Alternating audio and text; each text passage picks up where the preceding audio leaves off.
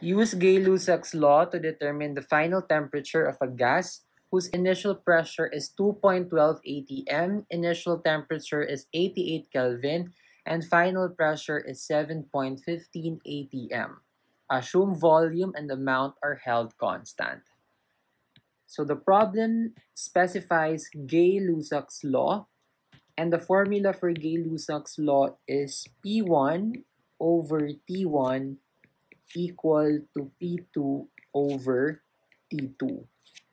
P1 is the initial pressure, P2 is the final pressure, T1 is the initial temperature, and T2 is the final temperature. So the problem is asking us specifically for the final temperature. It says here, determine the final temperature.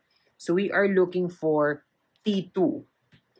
So we will rearrange Gay-Lussac's law equation to solve for T2. So how do we do that? We can cross multiply. So that becomes P1 T2 equal to P2 T1. Then divide both sides by P1.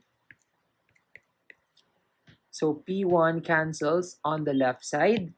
And our equation becomes T2 equal to P2 T1 over P1.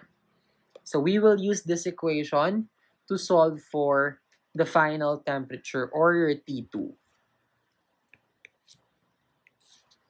So the formula is P2. According to the problem, the final pressure is 7.15 atm.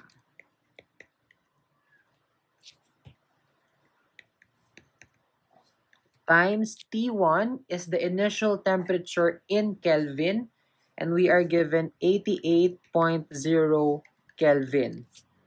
Divided by P1, or the initial pressure, according to the problem, that is 2.12 atm.